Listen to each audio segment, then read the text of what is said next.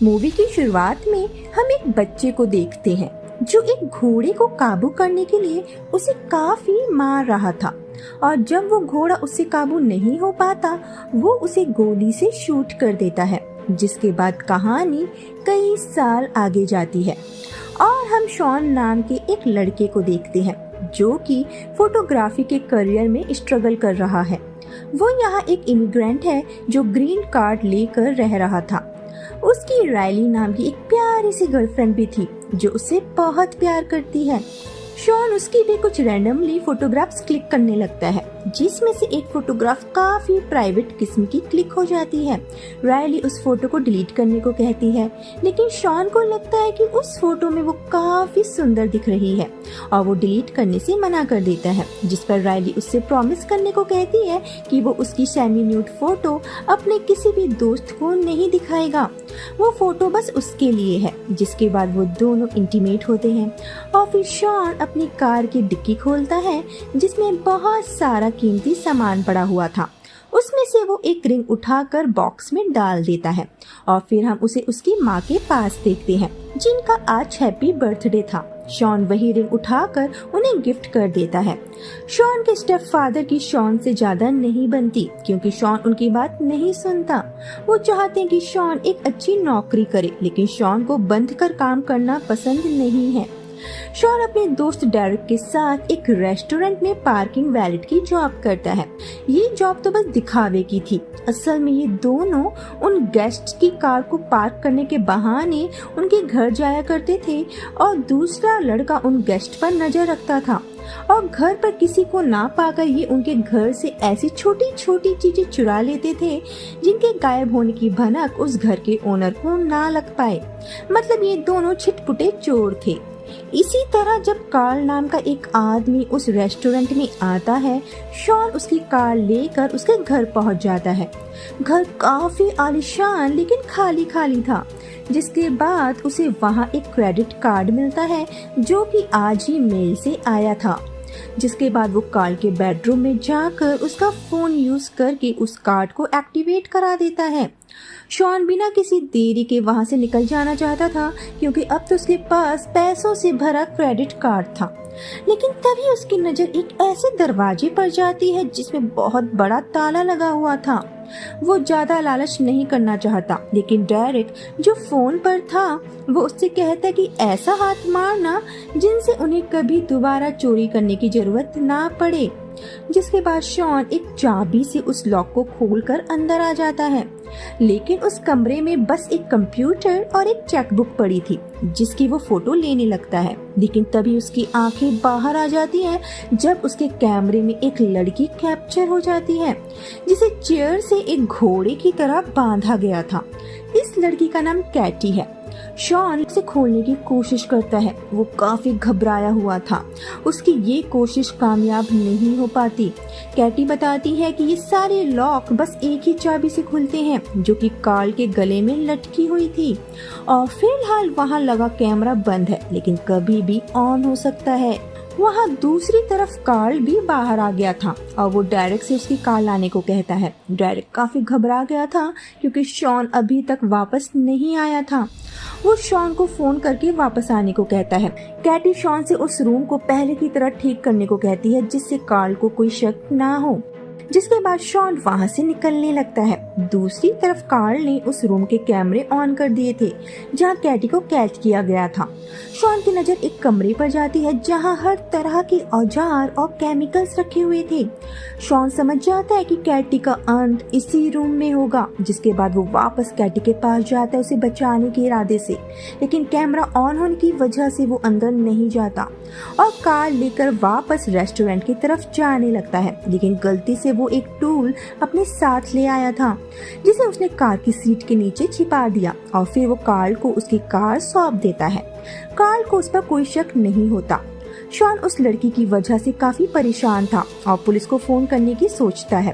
वो एक local phone booth से पुलिस को फोन करता है और कार्ल के घर का एड्रेस देकर उन्हें सब कुछ बता देता है और बाद में डेरिक से कहता है कि आज से वो चोरी करना छोड़ रहा है और फिर वो अपनी कार से कार्ल के घर जाता है और बाहर से उस पर नजर रखता है। उधर अपने बेड की बेडशीट की सिलवटें और फोन की कॉल हिस्ट्री देखकर कार्ल को शक होता है। तभी वहाँ पुलिस आ जाती है जिसे शॉन ने वहाँ बुलाया था। पुलिस कार्ल से पूछताछ करने लगती है और उन्हें पता चलता है कि वहाँ एक लड़की तो है लेकिन वो कार्ल की गर्लफ्रेंड थी। इसलिए पुलिस बिना तलाशी लिए वहाँ से चली जाती है और हमें पता चलता है कि वो लड़की कार्ल की गर्लफ्रेंड नहीं बल्कि एक एस्कॉर्ट है जिसे कार्ल ने पैसे देकर बुलाया था। कार्ल के पास पैसा और दिमाग दोनों का एक खतरनाक कॉम्बिनेशन था। उसे शक था कि उस पर कोई नजर रख रहा है। कुछ देर बाद कार्ल वहाँ से कार लेकर चला जाता है। पूरा घर सील था, बस एक विंडो ही खुली हुई थी जिससे डेरेक और शॉन अंदर आ गए। असल में ये सारा प्लान कार्ल का था शॉन को फंसाने का। वो पुलिस को फोन करके कहता है कि उसके पड़ोस के घर में चोर घुस गए हैं, लेकिन असल में वो घर तो उसी का था। शॉन जब उस रूम में दाखिल होता है जहाँ कैटी को रखा गया था, वो देखता है कि उस रूम का नक्शा ही बदल चुका है और कैटी भी वहाँ मौजूद नहीं थी। तभी नीचे पुलिस आ जाती है और शॉन और डेरेक उस खिड़की से भाग जाते हैं। शॉन को समझ आ जाता है कि कार्ल ने जानबूझकर खिड़की खुली छोड़ी थी ताकि उन्हें फंसा सके। उधर कैटी कार्ल के साथ कार में थी जिसे वो एक दूर मौजूद कैबिन में लेकर आता है और उसे अच्छे से नहाने को कहता है, जिसके बाद वो उसे एक सेल में बंद कर देता है। शॉन अब खुद जाकर पूरे मामले की रिपोर्ट करता है। पुलिस ऑफिसर को उसकी किसी भी बात पर यकीन नहीं था क्योंकि शॉन के ऊपर पहले भी कई बार ट्रैफिक रूल्स तोड़ने के अलावा और भी कई सारे एलिगेशंस लग चुके हैं। पुलिस को लगता है कि शॉन ने नशा किया हुआ है, लेकिन फिर भी वो एक बार उसकी तसल्ली के लिए कार्ल के घर जाकर छानबीन करता है और अपना गैराज दिखाते वक्त कार्ल को पता चलता है कि वहाँ से उसका एक टूल गायब है। पुलिस वाला वापस आता है और शॉन से कहता है कि वो कार्ल को परेशान करना बंद कर दे। उसे लगता है कि शॉन की कार्ल से कोई पर्सनल खुंदस होगी जिस वजह से वो उसको टारगेट कर रहा है। उधर कार्ल शॉन के पीछे हाथ धोकर पड़ गया था और उसे ट्रैक करने के लिए उसकी कार में एक डिवाइस लगा देता है। शॉन अपना मामला लेकर फिर FBI के पास जाता है, लेकिन वहाँ भी उसकी कोई सुनवाई नहीं होती। कार्ल शॉन का पीछा कर रहा था और उसे परेशान देख वो काफी खुश होता है, जिसके बाद वो शॉन का पीछा करता है और उसके घर तक पहुँच जाता है। और जब शॉन नहा रहा था वो उसके लैपटॉप से सारा डाटा कॉपी कर लेता है और उसके कैमरे का मेमोरी कार्ड भी निकाल लेता है जिसमें रायली की प्राइवेट फोटोज थी। उसके बाद उसने रेस्टोरेंट के मैनेजर को धमकाकर शॉन और डेरेक को जॉब से भी निकलवा दिया। शॉन रायली से मिलकर उसे सब कुछ बताना चाहता था, लेकिन उसे क्लास के लिए देर हो रही थी और वो बिना कुछ सुने चली जाती है। डेरेक जब रेस्टोरेंट आता है वहाँ नए स्टाफ को देख उसे कुछ समझ नहीं आता। रेस्टोरेंट का मैनेजर डेरेक को वहाँ से जाने को कहता है, लेकिन डेरेक नए स्टाफ से भिड़ गया। उधर कार्ल के पास अब शॉन की सभी डिटेल्स थी जिसका यूज करके वो शॉन की फेसबुक पर लॉगिन करता है और रायली की उस प्राइवेट फोटो को अपलोड कर देता है और रिलेशनशिप से हटाकर शॉन के स्टेटस को सिंगल कर देता है और कुछ ही सेकंड्स में वो फोटो रायली के सभी क्लासमेट्स के फोन पर पहुंच जाती है। और रायली को जब ये पता चलता है वो शर्म के मारे क्लास छोड़कर चली गई। और जब शॉन को इस बात का पता चला वो रायली से मिलने जाता है, लेकिन रायली उससे मिलने से मना कर देती है। जिसके बाद वो देखता है कि उसकी कार के टायर को पंचर कर दिया गया है और तभी कार्ल तेजी से अपनी कार शॉन की तरफ लाता है, लेकिन शॉन बच गया। जिसके बाद कार्ल उसे फोन करके कहता है कि उसने शॉन को जेल इसलिए नहीं जाने दिया क्योंकि वो अब अपने हिसाब से उसके साथ खेलेगा। जिसके तुरंत बाद शॉन को पता चलता है कि उसके पापा को चोरी के इल्जाम में फंसाकर जॉब से निकाल दिया गया है और साथ में उसकी माँ को भी। इसके बाद शॉन उन्हें बता देता है कि ये सारी प्रॉब्लम्स उसी की वजह से हो रही हैं और कार्ल उन सभी लोगों को परेशान कर रहा है जो उसके करीब हैं। उधर रायली को लगता है कि शॉन उसकी प्राइवेट फोटोज लीक नहीं कर सकता और वो उससे मिलकर बात करना चाहती थी। और जब वो रास्ते में थी कार्ल उस पर हमला करके उसे बुरी तरह से मारता है। शॉन को फोन आता है कि रायली हॉस्पिटल में है। शॉन उसके पास आता है और बता देता है कि ये सब उसी की वजह से हो रहा है। जिसके बाद रायली उसे वहाँ से दफा होने को कहती है। उधर शॉन को कार्ल की चेकबुक से उसका दूसरा एड्रेस भी मिल चुका था जो उस कैबिन का था। जिसके बाद वो डेरेक को फोन करता है, लेकिन तभी कार्ल जो उसके घर में पहले से मौजूद था वो डेरेक को शूट कर देता है और ऐसा दिखावा करता है जैसे कि उसने सुसाइड किया हो। शॉन जो लाइन में था उसे जब गन चलने की आवाज आती है वो पुलिस को फोन करता है। डेरिक की वीडियो कॉल ऑन थी, इसीलिए शॉन के पास कार्ल की फोटो आ जाती है जिसे वो FBI को भेज देता है। फिर वो डेरिक के घर जाता है लेकिन उसे अंदर जाने नहीं दिया जाता। जिसके बाद वो कार्ल के घर आता है जहाँ कार्ल ने ऑलरेडी बम लगाया हुआ था और घर पूरी तरह से लॉक था। ये कार्ल का जाल था शॉन के लिए, लेकिन शॉन को कार्ल की कार मिल जाती है और बम के धमाके के साथ ही शॉन कार लेकर वहाँ से भाग जाता है। उधर FBI को भी कार्ल की असलियत पता लग गई थी। असल में कार्ल ने बचपन में अपने ट्रेनर को इम्प्रेस करने के लिए उस घोड़े को काबू करना चाहा, लेकिन ऐसा ना कर पाने की वजह से उसने उस घोड़े को मार दिया। जिसके बाद उस ट्रेनर ने कार्ल की शिकायत उसके पापा से कर दी और बाद में कार्ल ने अपनी ट्रेनर को भी मार डाला। कार्ल के पापा ने कार्ल का नाम और पहचान बदलकर उसे सेव कर लिया, लेकिन कार्ल का पागलपन यहीं खत्म नहीं हुआ।